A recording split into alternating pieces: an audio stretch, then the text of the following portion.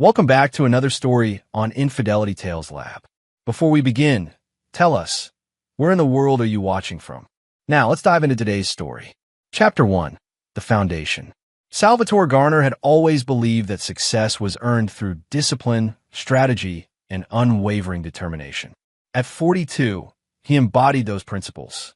Standing 6 feet tall with steel-gray eyes that missed nothing, Sal had built Garner Security Solutions from the ground up, transforming it from a one-man operation into the most trusted private security firm in Chicago. His reputation was built on two things: protecting his clients at all costs and never backing down from a fight. The mahogany-paneled office on the 34th floor of the Prudential Building reflected his journey. Awards lined the walls alongside photos with politicians, celebrities, and corporate executives whose lives he'd safeguarded. But the centerpiece wasn't a business accolade. It was a framed photo of his 18-year-old son, Matthew Garner, in his Westfield Academy graduation gown, that brilliant smile that could light up any room. "Dad, you worry too much," Matthew had said just 3 weeks ago, laughing as Sal reviewed his college security protocols for Northwestern University. "I'm not some senator's kid who needs bodyguards. I can take care of myself." But Sal's protective instincts ran deeper than professional habit. Matthew was his legacy, his pride, the one pure thing in a world that had shown Sal every shade of darkness. Raised by his wife Nicole Garner, a former federal prosecutor turned law professor, Matthew had inherited his mother's sharp intellect and his father's moral compass. Nicole, 40, still turned heads with her auburn hair and fierce green eyes, though those eyes had softened considerably since leaving the prosecutor's office 5 years ago. She'd seen enough corruption, enough plea deals that let monsters walk free, enough victims denied justice. Teaching law at DePaul University allowed her to shape the next generation of attorneys while maintaining her sanity. The Garner household had always been a sanctuary of intellectual debate and moral clarity. Dinner conversations ranged from constitutional law to security protocols, with Matthew holding his own against two formidable minds. He was planning to study journalism at Northwestern, driven by an idealistic belief that truth and transparency could change the world. Someone has to hold people accountable, Matthew had argued during their last family dinner. Too many people with power think they're untouchable. Sal had smiled at his son's passion, recognizing his younger self in those words. Before building his security empire, Sal had spent 8 years as a Chicago police detective, specializing in organized crime. He learned that the most dangerous enemies weren't the obvious criminals. They were the ones who wore suits, shook hands, and smiled while destroying lives from positions of trust. That insight had made him wealthy. Garner Security Solutions didn't just provide bodyguards. They offered comprehensive threat assessment, background investigations, and strategic security planning. Sal's client list read like a who's who of Chicago's elite: CEOs, judges, politicians, and old money families who understood that true power required protection. But with success came enemies. Sal had disrupted more than one criminal enterprise, exposed corporate espionage, and sent several prominent figures to prison through his investigations. He maintained detailed files on potential threats, updated security protocols quarterly, and never let his guard down completely, which made what happened next all the more devastating. The call came at 11:47 p.m. on a Tuesday. Sal was reviewing security footage from a client's warehouse when his phone buzzed. Nicole stirred beside him in bed, her professor's instinct always alert for late-night emergencies. "Mr. Garner, this is Officer Diana Carver with the Chicago Police Department.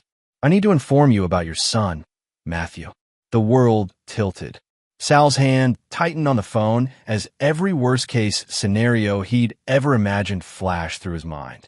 Kidnapping, revenge against his family, a client's enemy targeting his weakness. What happened? His voice remained steady, the professional mask intact even as his heart hammered. "There's been an accident on Lakeshore Drive. I need you and your wife to come to Northwestern Memorial Hospital immediately." The 20-minute drive passed in crystalline clarity. Sal noticed every streetlight, every late-night pedestrian, Every detail his mind could catalog to avoid thinking about the unthinkable. Nicole gripped his hand, her prosecutor's composure cracking only in the tremor of her fingers. They prepared for many threats over the years. Home invasion, kidnapping, corporate espionage targeting their family. They'd installed the best security systems money could buy, varied their routines, and taught Matthew situational awareness for childhood. But they'd never prepared for this. Chapter 2. The Unthinkable. Northwestern Memorial's Trauma Center smelled of antiseptic and desperation. The fluorescent lights cast everything in harsh, unforgiving white as Sal and Nicole hurried through corridors that seemed to stretch forever. Officer Diana Carver, a composed woman in her 30s with kind eyes that had seen too much, met them at the trauma bay entrance. "Mr. and Mrs. Garner, I'm very sorry for your loss." The words hit like physical blows. Nicole's knees buckled, and Sal caught her, his own world fragmenting even as his body moved on autopilot. "Loss. Past tense. Final. I need to see him," Nicole whispered, her voice hollow. The next hour blurred together in a nightmare of official procedures and devastating details. Matthew had been driving north on Lakeshore Drive around 11:15 p.m. when his BMW had veered off the road near the Oak Street curve, striking the concrete barrier at 70 miles per hour. The impact had been catastrophic. He was alone in the vehicle. Officer Carver explained gently. No other cars were involved. Preliminary investigation suggests he lost control on the curve. Sal's detective instincts kicked in even through the grief. Weather conditions? Clear skies, dry road. No evidence of mechanical failure. We'll know more after the full investigation. They were led to a small family room where Matthew lay on a gurney, covered by a white sheet. Nicole collapsed beside their son, her anguished cries echoing off the sterile walls. Sal stood frozen, staring at the face that had been animated with laughter just hours ago at dinner. This wasn't how it was supposed to end. Matthew had been accepted to Northwestern's Medill School of Journalism. Full scholarship, the world spread out before him like a map of infinite possibilities. He'd been excited about his first investigative journalism class, already planning exposé pieces on campus corruption and city politics. "We found his personal effects at the scene," Officer Carver said quietly, handing Sal a plastic evidence bag. His wallet, keys, and cell phone. The phone was recovered about 15 feet from the vehicle. Through his grief, Sal registered an important detail. The phone screen was cracked but still functional. Matthew's last text conversation was visible. Messages with his best friend, Zachary Woodard, from earlier that evening. Matthew 10 verse 47 p.m. "Something's not right, man. I think I'm being watched." Zachary, 10:48 p.m. "Paranoid much? You've been watching too much true crime with your dad." Matthew 10 verse 52 p.m. "I'm serious. Same car has been behind me for 20 minutes. Different routes." Zachary 10:54 p.m. "Where are you now?" Matthew 11:08 p.m. "If you're reading this, tell my dad to check the CCTV I put in my room." Sal's blood turned to ice. Matthew had installed surveillance in his own room. His son had felt threatened enough to take precautions, and Sal had missed the signs completely. The final timestamp was 11:11 p.m., 6 minutes before the estimated time of the crash. "Officer Carver," Sal said, his voice cutting through Nicole's sobs. "I need you to treat this as more than an accident. My son was being followed." The officer's expression shifted, professional interest replacing routine sympathy. "What makes you say that?" Sal showed her the text messages. "My son doesn't panic. He doesn't imagine threats. If he said he was being watched, then someone was watching him. And this message about CCTV." He trailed off, mind racing. "I need to get home. Now." "Sir, I understand you're looking for answers, but grief can make us." "I'm not some bereaved parent grasping at conspiracy theories," Sal interrupted, his voice gaining the edge that had intimidated countless suspects. "I'm a former Chicago detective who runs the largest private security firm in the city. My son was murdered, and the evidence is in my house." Officer Carver studied him for a long moment, recognizing the steel beneath the grief. "I'll follow you home." If there's evidence of foul play, we'll pursue it. The drive back to their Lincoln Park brownstone took an eternity. Sal's mind cataloged every case he'd worked, every enemy he'd made, everyone who might want to hurt his family. The list was longer than he cared to admit. Nicole rode in silence, clutching Matthew's phone like a lifeline. The reality hadn't fully hit her yet. Sal recognized the signs of shock from his police days. The real grief would come later, in waves that would nearly drown them both. But first, he had to know the truth. Chapter 3. The Discovery. The Garner brownstone stood like a fortress on North Cleveland Avenue, its 3 stories of red brick and limestone facade concealing the most advanced residential security system in Chicago. Motion sensors, camera networks, reinforced entry points, and a safe room that could withstand a small siege, all designed by a man who understood that enemies came in many forms. Sal disabled the alarm system with trembling fingers, muscle memory guiding him through the familiar routine while his mind reeled with possibilities. Officer Carver followed, her hand resting unconsciously on her service weapon as she surveyed the sophisticated security setup. "Impressive system," she observed. "Your son grew up understanding operational security." "Which makes his behavior tonight even more significant," Sal replied, leading them upstairs to Matthew's room. He wouldn't have panicked without cause. Matthew's room occupied the entire 3rd floor, converted from the original servants' quarters into a teenager's sanctuary. Vintage journalism posters lined the walls. Woodward and Bernstein, Edward R. Murrow, Ida B. Wells, alongside modern tech equipment that would make most college students jealous. A standing desk held dual monitors, professional-grade cameras, and editing equipment for Matthew's documentary projects. But Sal's attention focused on a small device mounted discreetly in the corner near the ceiling. It looked like a standard smoke detector, but he recognized the telltale lens of a high-end surveillance camera. When did he install this? Sal muttered, pulling out his phone to access the camera's wireless feed. And why didn't he tell us? The camera was connected to a hidden server tucked behind Matthew's bookshelf. Professional-grade equipment, not some teen spy toy. Sal felt a mixture of pride and concern. His son had inherited more than just moral conviction. Officer Carver watched as Sal navigated the digital interface. "How long has this been recording?" "Based on the file sizes, looks like continuous recording for the past 2 weeks." Sal's frown deepened. This was planned, not paranoid impulse. The footage began 2 weeks ago, showing Matthew's normal routine, studying, video calls with friends, working on journalism projects. But on night 4, something changed. Matthew's behavior became furtive, checking his window frequently, taking calls in whispered tones. "There," Nicole said suddenly, her prosecutor's eye-catching details. Night 6. Look at his desk. The video showed Matthew researching something intensively, multiple browser windows open simultaneously.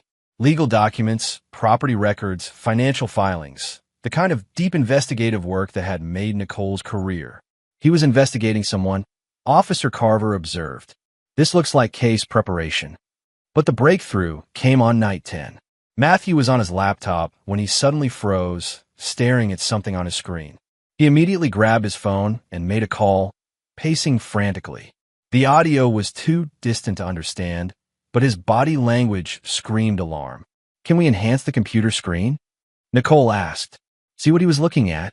Sal fast-forwarded through the remaining footage, watching his son's growing paranoia unfold. Matthew had started varying his sleep schedule, checking the windows obsessively, and most tellingly, he'd begun backing up files to multiple encrypted drives. Then came the final night, just hours ago, though it felt like years. The timestamp read 9:30 p.m. as Matthew entered his room, immediately moving to his desk. This time, the computer screen was angled toward the camera. What they saw made Sal's blood freeze. Matthew had been researching Kent Maddox, a prominent Chicago real estate developer and longtime family friend. But these weren't casual searches. Matthew had uncovered property fraud, illegal demolitions, and what appeared to be a systematic scheme to displace low-income residents through intimidation and violence. Jesus Christ. Officer Carver whispered. Your son found something big. The footage showed Matthew printing documents, filling a manila envelope, and hiding it in his closet. But at 10:15 p.m., his phone buzzed with a text that changed everything. They watched Matthew's face drain of color as he read the message. He immediately grabbed his keys and headed for the door, but not before looking directly into the camera and mouthing 3 words, "Find the truth." He knew he was in danger, Nicole said, her voice barely controlled. He knew, and he still left. Sal was already searching Matthew's closet, finding the hidden envelope behind his winter coats. Inside were printed emails, property records, and photographs documenting systematic corruption that reached into City Hall, the police department, and the construction industry. At the bottom of the stack was a handwritten note in Matthew's careful script. Dad, if you're reading this, then Kent Maddox figured out what I discovered. He's been destroying neighborhoods for profit, using violence and intimidation. The Riverside Gardens demolition wasn't legal. He forged the paperwork and bribed officials. 3 families died in those fires he set to clear the land. I have proof, but he has too many people in his pocket. Watch yourself. He's not the man we thought he was.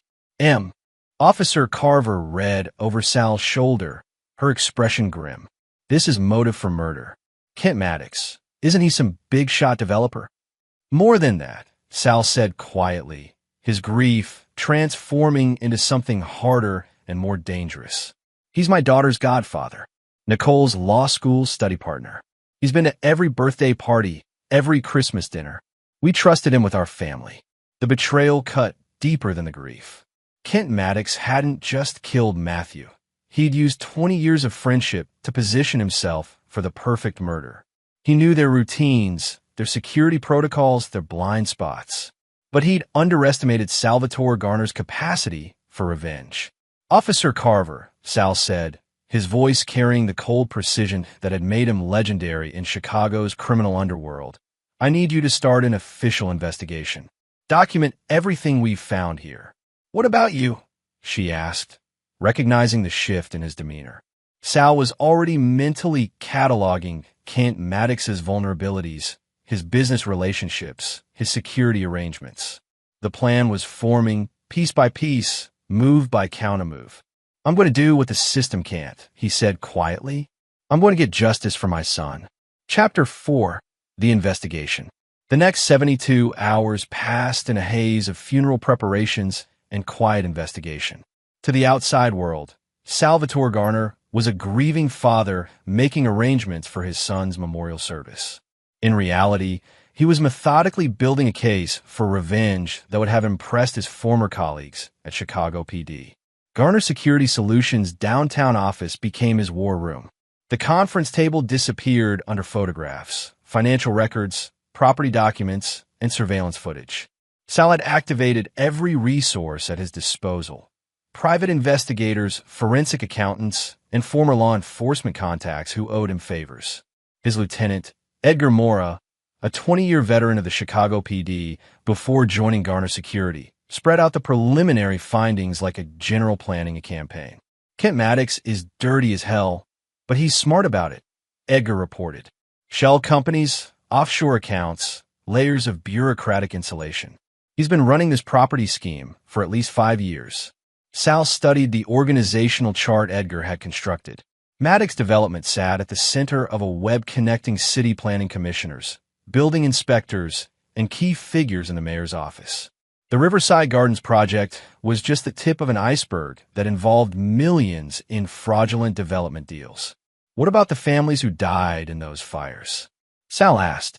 3 separate incidents over 6 months, Edgar continued. The Hernandez family, father, mother, 2 children. Maria Santos, elderly woman who refused to sell her house. And James Wheeler, disabled veteran who was organizing tenant resistance. Each name hit Sal like a physical blow.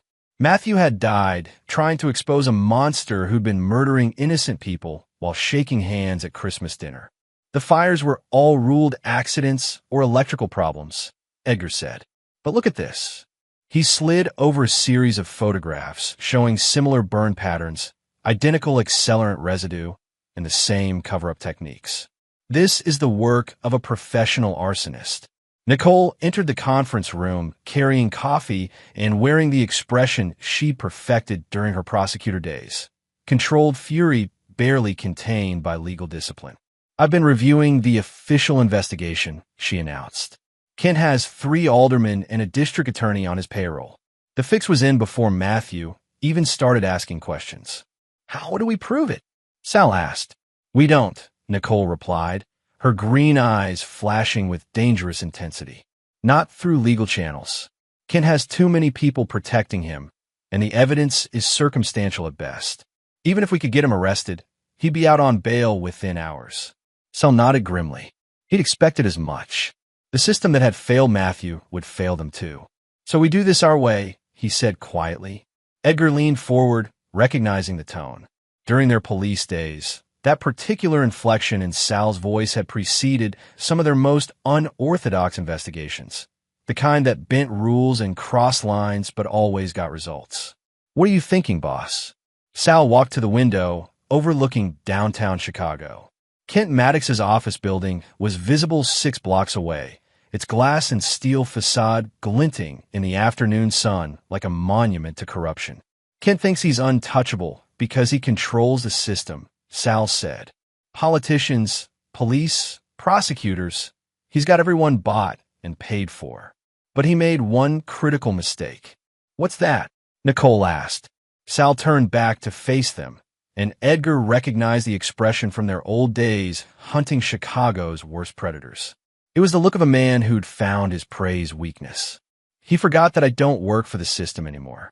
I am my own system." Over the next week, Sal put that system to work with surgical precision.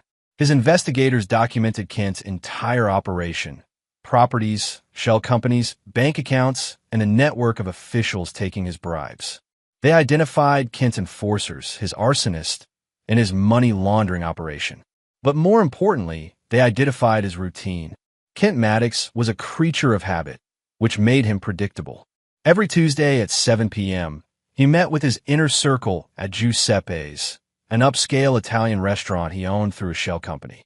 The meetings took place in a private dining room with no security cameras and minimal witnesses, perfect for discussing illegal activities. "Security is light," reported Steve Lacey, one of Sal's best operatives. 2 bodyguards, both ex-cops who got kicked off the force for taking bribes. "They're lazy, overconfident, and not expecting trouble from someone like you." Sal studied the restaurant's floor plans, noting entrances, exits, and blind spots. Giuseppe's had been designed for privacy, which would work in his favor. "What about surveillance?" he asked. "Kent owns the building and controls the camera system. He turns off recording during his Tuesday meetings." "Perfect." Kent's paranoia about documenting his crimes would eliminate evidence of Sal's presence. "I need 2 weeks to set this up properly," Sal told Edgar. "I want everyone in Kent's organization identified and isolated. When I move against him, I don't want any loose ends coming back to hurt innocent people." But even as he planned, Sal felt the weight of what he was contemplating. Crossing this line would change everything. There would be no going back to his old life, no pretending he was just a security consultant who played by society's rules. Nicole found him that night in Matthew's room, staring at the surveillance footage of their son's final hours. "I know what you're planning," she said quietly, settling beside him on Matthew's bed. "The legal system failed him, Nicole. It's going to fail those other families too. Someone has to hold Kent accountable." "I'm not trying to stop you," she said, surprising him. "I'm trying to help you do it right." She handed him a flash drive, bank records, communication intercepts, and witness statements from Kent's victims.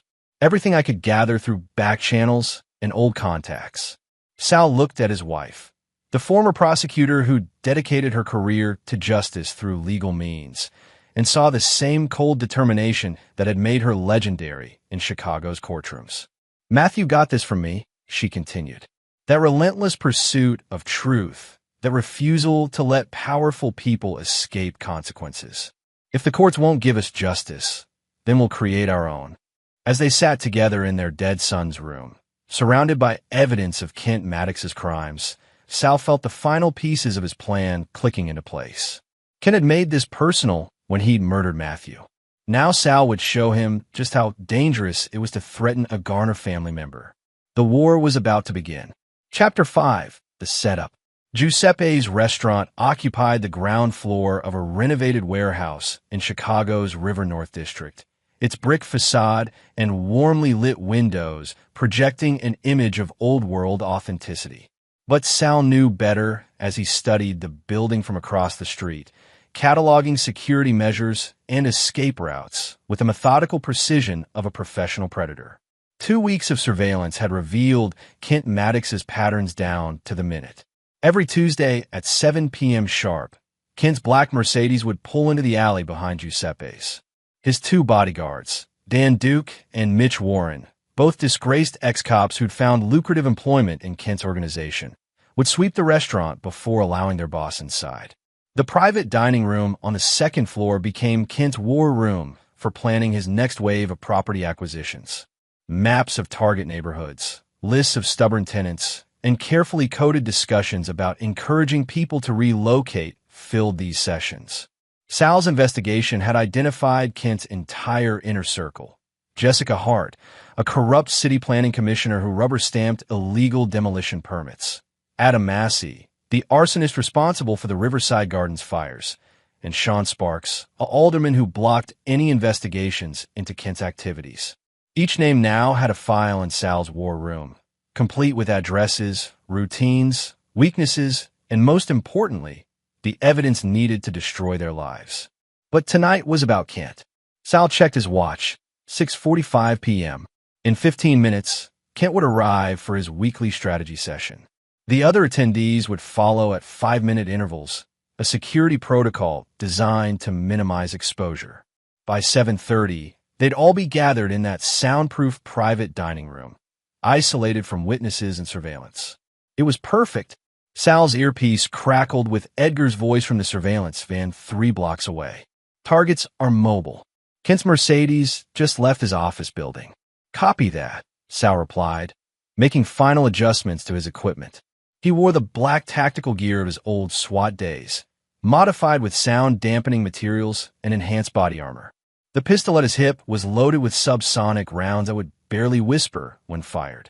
But the real weapon wasn't the gun, it was information. Sal had spent the past 2 weeks becoming intimately familiar with every aspect of Kent's operation. He knew about the offshore accounts in the Cayman Islands, the bribes paid to specific officials, and the detailed records Kent kept of every illegal transaction. That information would serve as both leverage and evidence. First bodyguard just entered the restaurant, Edgar reported. Sweep in progress. Sal moved through the shadows of the alley, approaching Giuseppe's rear entrance with the fluid grace of someone who'd done this countless times before. The lock yielded to his electronic picks in under 30 seconds, a skill learned during his early days as a detective, refined through years of private security work. The restaurant's back stairs led directly to the second floor, bypassing the main dining area where innocent customers were enjoying their meals. Sal had no intention of involving civilians in what was about to happen. Second bodyguard in position at the front entrance. Edgar's voice whispered through the earpiece. Kent's arriving now. Through a crack in the stairwell door, Sal watched Kent Maddox enter the private dining room. At 58, Kent still projected the confident bearing of a man accustomed to getting his way. Silver hair, expensive suit, the kind of smile that had charmed 3 mayors and countless city officials into looking the other way while he destroyed lives for profit. This was the man who'd sat at their dinner table, who'd held Matthew as a baby, who'd earned 2 decades of trust before using that access to commit the perfect murder. The rage threatened to overwhelm Sal's tactical discipline. He forced himself to breathe, to think, to remember that revenge required precision, not passion. Jessica Hart just arrived, Edgar reported. Adam Massey 2 minutes out. Sal moved into position outside the dining room, his back pressed against the wall as he listened to Kent's voice through the thin door. The Bridgeport project is moving ahead of schedule. We should have the remaining tenants cleared out by month's end. What about the Rodriguez family? A woman's voice asked, Jessica Hart, the corrupt commissioner. They're still refusing to sell. Adam will handle it, Kent replied casually. Same as always. Make it look accidental. They were planning another murder, discussing it as casually as ordering wine. Sal's hand tightened on his pistol, but he forced himself to wait. He needed all of them together, needed to record their planning session before making his move. Massey's in the building, Edgar reported. Sparks just pulled up outside. 5 more minutes. Then everyone would be in position for the truth to finally emerge. Sal activated the digital recorder clipped to his tactical vest. Every word spoken in that room would be preserved, documented, and eventually delivered to the few honest officials left in Chicago's power structure. But first, Kent Maddox would face judgment from a father who'd lost everything. Chapter 6. The Confrontation. The private dining room fell silent as Sal stepped through the door, his presence transforming the comfortable criminal conspiracy into something far more dangerous. Kent Maddox froze with a wine glass halfway to his lips, his face cycling through surprise, recognition, and finally, fear. "Evening, Kent," Sal said quietly, closing the door behind him and engaging the lock. "Don't mind me. Please continue your discussion about murdering the Rodriguez family." The other conspirators reacted according to their natures. Jessica Hart, the corrupt commissioner, immediately reached for her purse, probably seeking her phone to call for help. Adam Massey, the arsonist, coiled in his chair like a predator assessing threat levels. Sean Sparks, the alderman, simply stared in bovine confusion. But Kent's response revealed why he'd stayed one step ahead of the law for so many years. After the initial shock, his expression smoothed into the practiced charm that had fooled 2 decades of friends and colleagues. "Sal, what are you doing here? I thought you'd be home with Nicole, grieving for Matthew." The false sympathy in his voice made Sal's finger tighten on the trigger, but he maintained control. "I am grieving," Sal replied, his voice carrying the lethal quiet of a stalking predator. "But I'm also investigating my son's murder." Murder? Kent's performance was Academy Award caliber. The perfect mixture of shock and confusion. The police said it was an accident. Matthew lost control on that curve. After you had him followed and threatened. Sal produced his phone, playing the audio recording of Kent's earlier conversation. "You just admitted planning to kill the Rodriguez family, same as always. How many families have you murdered, Kent?" The dining room's atmosphere shifted as the recordings played. Detailed discussions of arson, bribery, and systematic intimidation filled the space, each word condemning Kent and his associates beyond any possibility of denial. Jessica Hart made her move, lunging for the emergency button installed beneath the table. Sal's training took over, a fluid motion that left her unconscious on the floor before she could raise an alarm. "Jesus Christ," Sean Sparks whispered. "Sal, you need to calm down. We can work this out, like you worked it out with Matthew." Sal's voice cut through the alderman's babbling. "He was 18 years old, Kent. 18. He had his whole life ahead of him, and you killed him because he discovered your property scheme." Kent abandoned his innocent act, his mask finally slipping to reveal the cold calculations underneath. "Your son was naive, Sal. He didn't understand how the world really works. Some people get hurt so that progress can happen. That's just reality." "Reality?" Sal stepped closer, and Kent instinctively recoiled. "Let me share some reality with you. I know about every property you've stolen, every official you've bribed, every family you've displaced or murdered. I know about the Cayman accounts, the shell companies, the arsonist you keep on payroll." He gestured toward Adam Massey. "Mr. Massey here has been very busy. The Hernandez family, Maria Santos, James Wheeler, all burned alive so you could steal their homes." Massey finally spoke, his voice hoarse with barely contained violence. "You're dead, Garner. Soon as I get out of here." "You're not getting out of here," Sal interrupted. "None of you are." The finality in his voice penetrated even Kent's arrogance. "Sal, be reasonable. Yes, we've bent some rules, but bent rules." The fury finally crept into Sal's voice. "You murdered innocent families. You killed my son. You destroyed lives for profit while pretending to be my friend." Sal produced a thick manila envelope from his tactical vest. "This contains copies of everything. Bank records, recorded conversations, witness statements, forensic evidence. Every crime, every bribe, every murder you've committed. He tossed the envelope onto the table. Your choice is simple, Kent. Confess to Matthew's murder and the Riverside Gardens killings, or watch me destroy every aspect of your life piece by piece. Kent's laugh was bitter and desperate. You think anyone will believe you? I have judges, prosecutors, half the city council in my pocket. You're just a grieving father with a conspiracy theory. Am I? Sal smiled, and something in that expression made Kent's blood freeze. Edgar, send the package. His earpiece crackled with his lieutenant's response. Package sent, boss. FBI Field Office, Chicago Tribune, Channel 7 News, and the U.S. Attorney's Office all received their copies simultaneously. Kent's face went white as the implications hit him. You can't. Already did. By tomorrow morning, your entire operation will be front-page news. Federal investigators will freeze your accounts. Your co-conspirators will be arrested, and every family you victimized will have grounds for wrongful death lawsuits. Sal moved closer, close enough that Kent could see the controlled violence in his steel gray eyes. But that's just the legal consequences. You kill my son, Kent. That requires a more personal response. The room held its breath as Sal drew his pistol, the subsonic rounds chambered and ready. Kent Maddox, the untouchable developer who'd murdered with impunity, finally understood he was facing judgment from someone beyond his reach. Please, Sal. We were friends. Friends don't murder each other's children. The shot was barely audible, but its impact was permanent. Chapter 7, The Reckoning. Dawn broke over Chicago as Salvatore Garner sat in his study, watching the news coverage unfold across multiple screens. Channel 7's morning anchor spoke in breathless tones about the explosive corruption scandal rocking City Hall, while CNN's Chicago correspondent detailed the federal investigation now consuming Kent Maddox's business empire.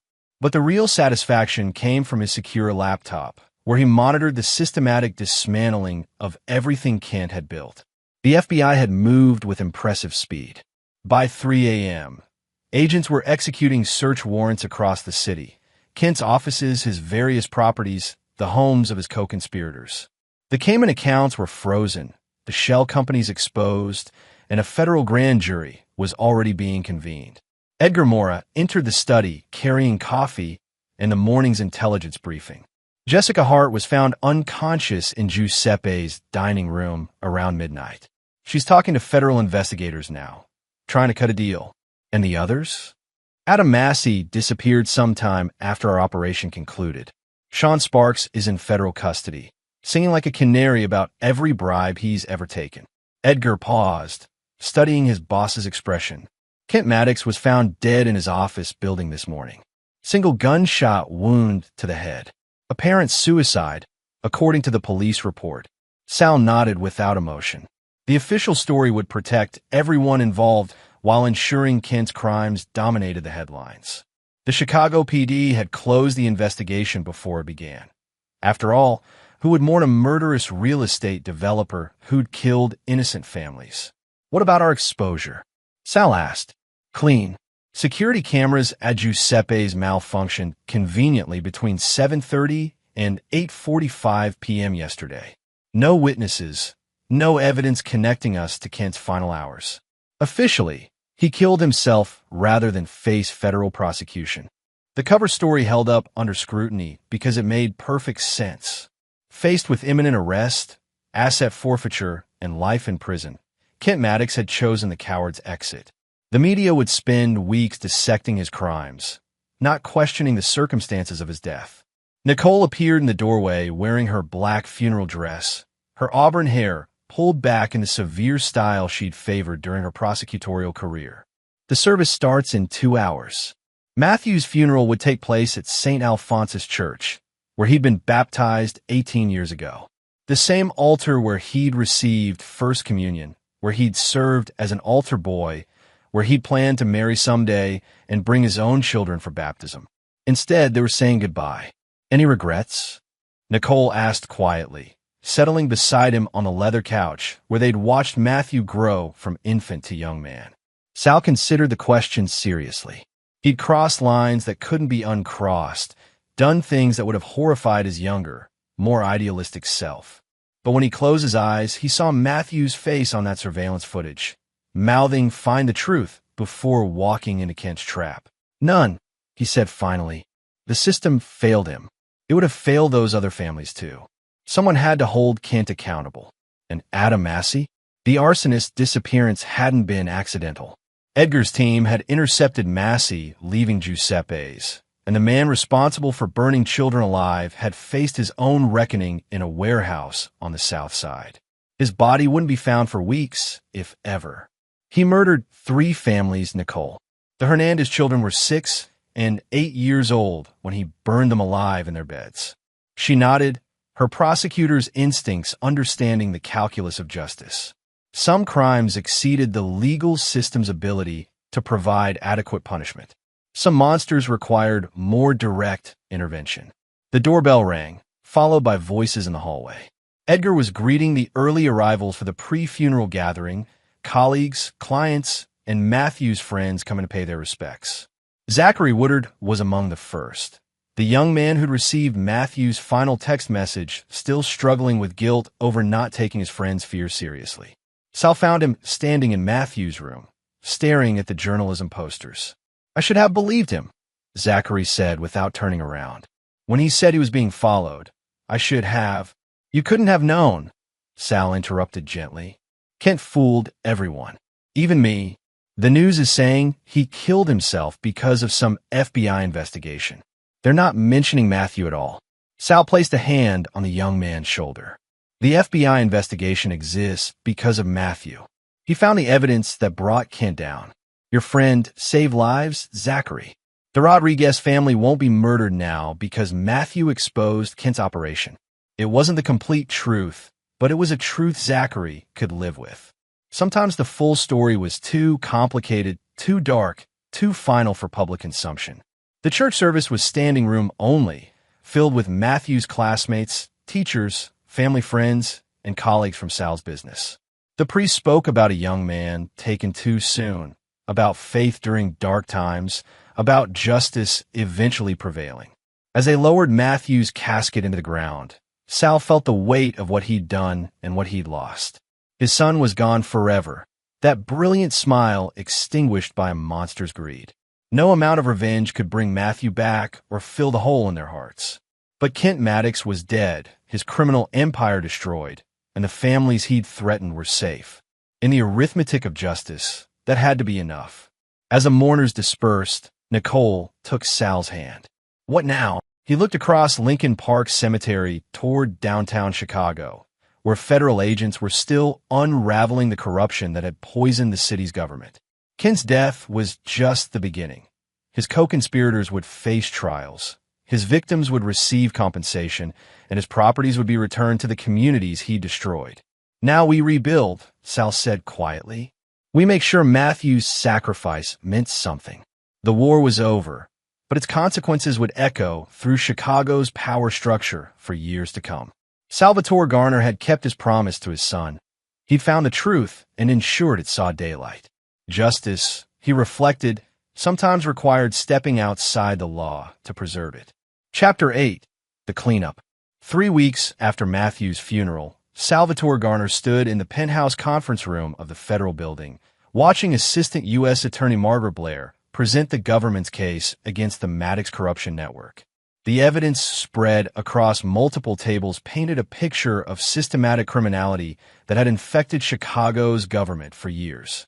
18 indictments so far, Margaret announced to the assembled task force of FBI agents, federal prosecutors, and Chicago PD internal affairs investigators. We're looking at RICO charges, murder conspiracies, arson, bribery, and money laundering.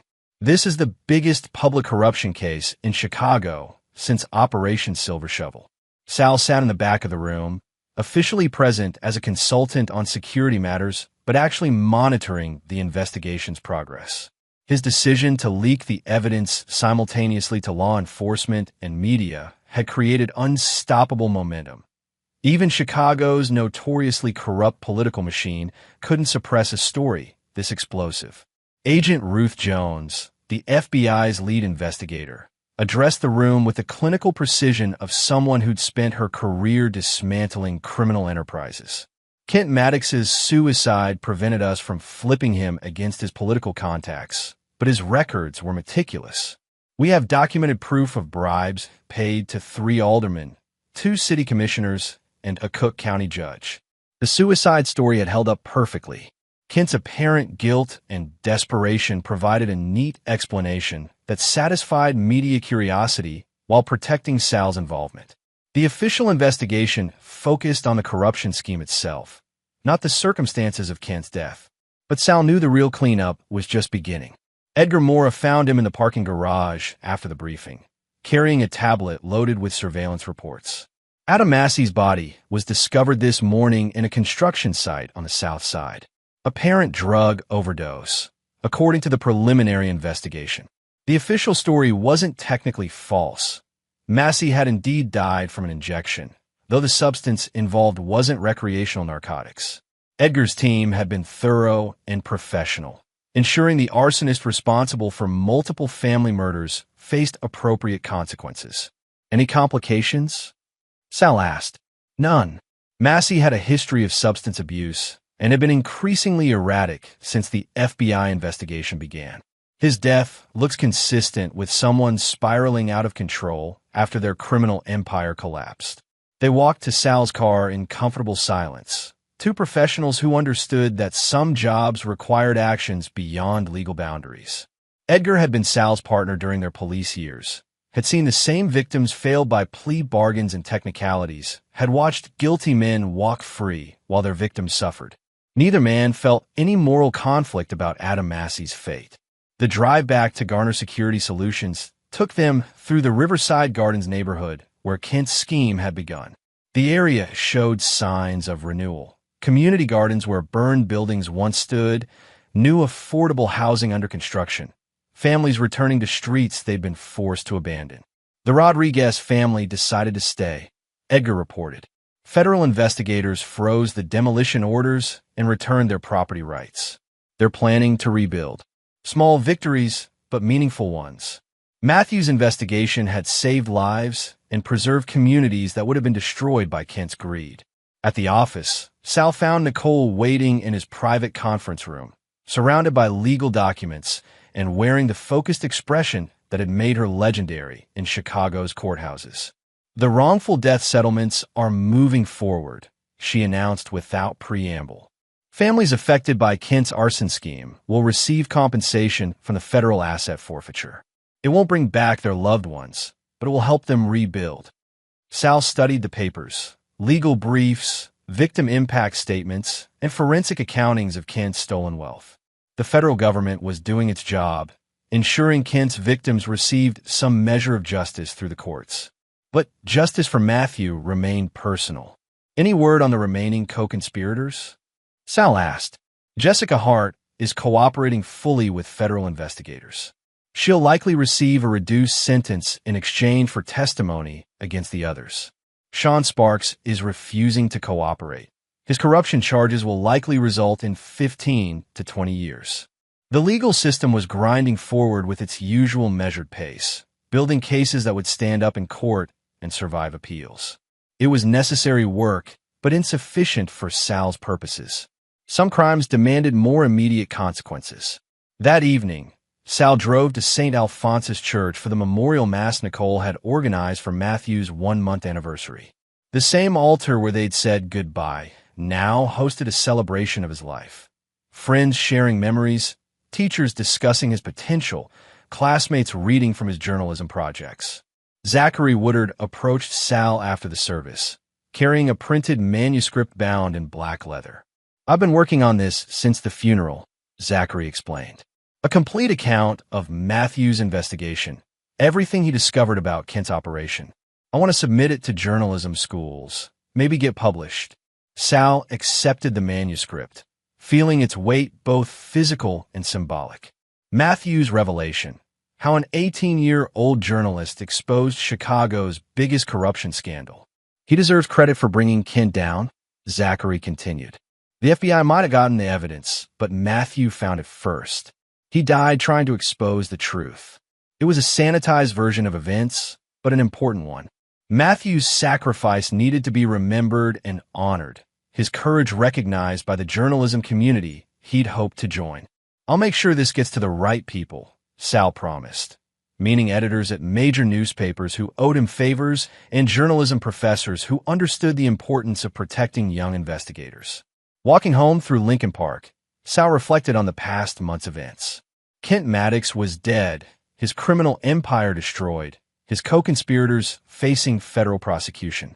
The families he'd threatened were safe, his victims were receiving compensation, and his corruption had been exposed for the world to see. But the larger system remained unchanged. Other Kent Maddoxes were operating in other cities, protected by other networks of corrupt officials. The institutional failures that had allowed such crimes to flourish continued unchallenged. Matthew's death had resulted in justice for his specific case, but it hadn't reformed the system that had failed him.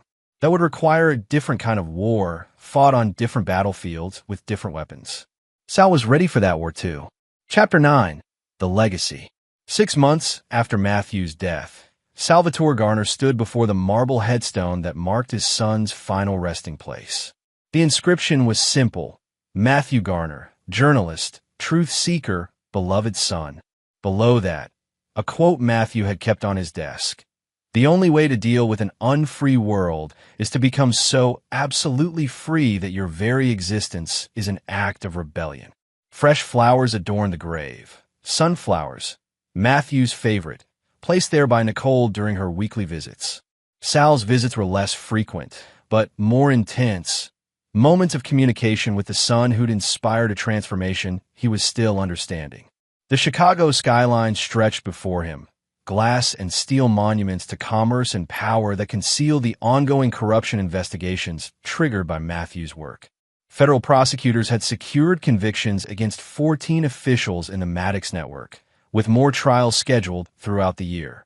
But Sal's attention focused on a different kind of monument: the bronze plaque recently installed at Northwestern University's Medill School of Journalism. The Matthew Garner Memorial Fellowship would fund investigative journalism projects that exposed corruption and protected vulnerable communities. It was Nicole's idea, a way to channel their grief into something constructive that honored their son's ideals. The first recipient is a young woman from Detroit. Nicole's voice came from behind him. She approached carrying a bouquet of white roses, her weekly tribute to the child they'd lost. She's investigating housing discrimination in federal programs. Sal accepted the flowers, adding them to Matthew's growing memorial garden. Other families had begun leaving tributes. The Rodriguez family brought handwritten thank you notes. The Riverside Gardens community placed small American flags, and Matthew's classmates left copies of their own investigative articles. "Any regrets about how we handled Kent?" Nicole asked, settling beside him on the stone bench Sal had installed. The question came up occasionally during their private conversations, usually triggered by news coverage of the ongoing federal prosecutions. The media had canonized Kent Maddox as a cautionary tale of corruption and suicide, never suspecting the truth about his final hours. "None," Sal replied, meaning it completely. The legal system would have failed Matthew, just like it failed Kent's other victims. Some people can only be stopped through direct action. Nicole nodded, her prosecutor's instincts understanding the calculus they'd applied. Kent Maddox had murdered children, destroyed families, and corrupted an entire city's government for profit.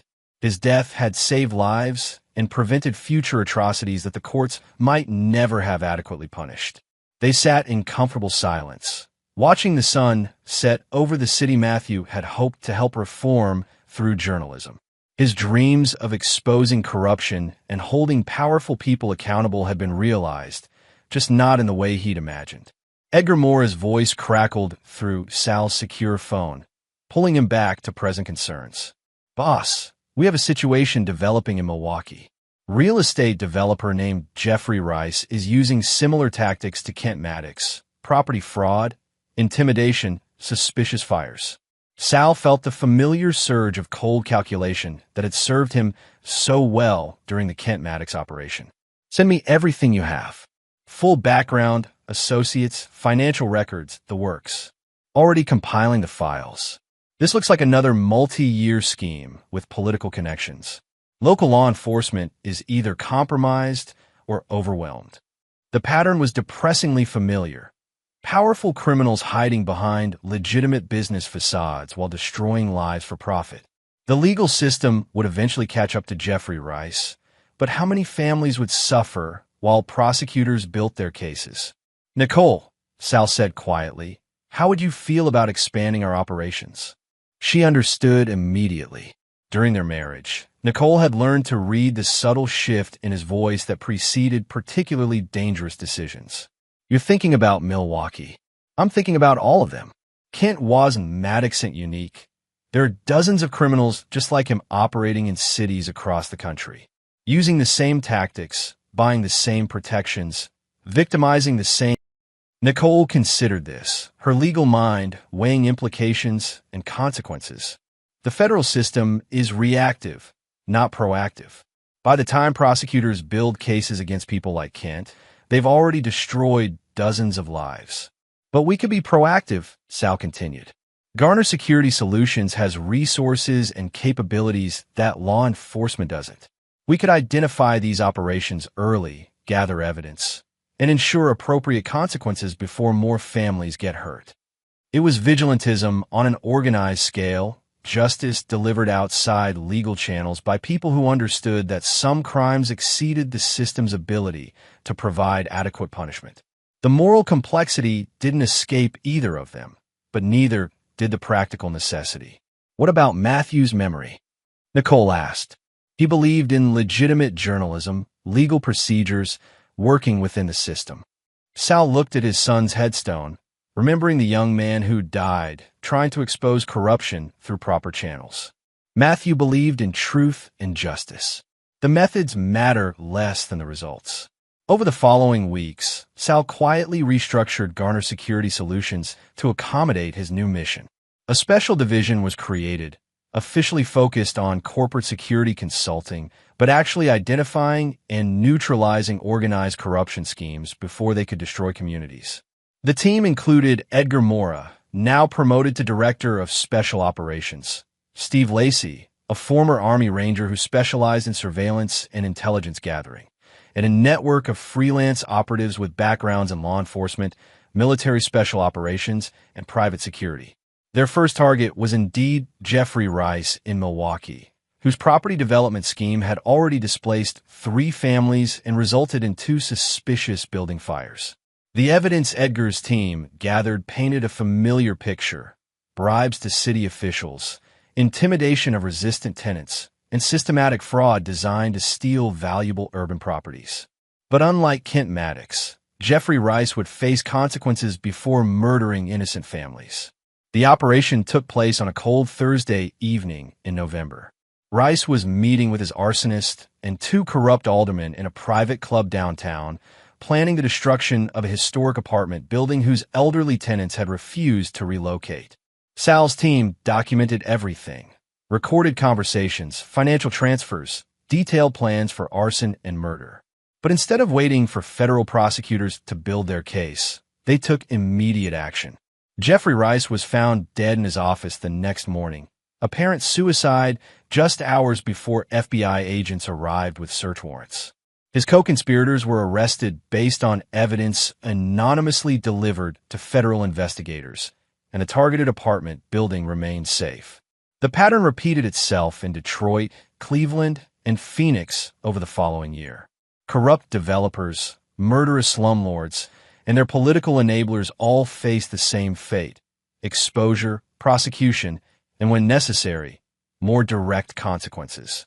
The media began calling it the corruption plague, a wave of suicides among real estate developers facing federal investigation. Law enforcement noted the pattern but found no evidence connecting the deaths, no indication of outside intervention. Sal's team was that good. Standing at Matthew's grave 1 year after his death, Sal reflected on what they'd accomplished. 14 major corruption schemes had been exposed, 47 officials arrested, and countless families protected from displacement or murder. The legal system was finally catching up, with federal prosecutors creating specialized task forces to investigate real estate fraud and political corruption. Matthew's death had sparked a national conversation about accountability and justice that was slowly reforming how authorities address such crimes. But the real memorial to Matthew Garner wasn't the scholarship fund or the bronze plaque. It was the growing network of families who were alive because Sal had learned to deliver justice outside legal channels, using his son's investigation as a blueprint for protecting the vulnerable from predators in expensive suits. He would be proud, Nicole said, joining him at the gravesite for their weekly visit. Not of the methods, necessarily, but of the results. Communities saved, families protected, justice delivered. Sal nodded, reading the inscription one more time. Matthew had believed that absolute freedom required rebellion against unjust systems. In his own way, Sal was continuing that rebellion, ensuring that powerful criminals could no longer hide behind legal protections and political connections. The war for justice would never end, but at least now it was being fought on more equal terms. Matthew's legacy lived on in every family that remained safe, every community that stayed intact, every criminal who faced consequences for their crimes. It was the kind of journalism that saved lives, even if it never appeared in newspapers. As father and mother walked away from their son's grave, heading back to their city and their mission, neither looked back. The dead were honored by the actions of the living, and there was still work to do. Somewhere in America, another Kent Maddox was planning to destroy innocent families for profit. Salvatore Garner would be ready for him. And there you have it. Another story comes to an end. What did you think? I'd love to hear your thoughts in the comments below. If you enjoy this story, consider joining our community by subscribing. It means the world to us. For more stories like this one, check out the recommended videos on screen. And I'll see you there.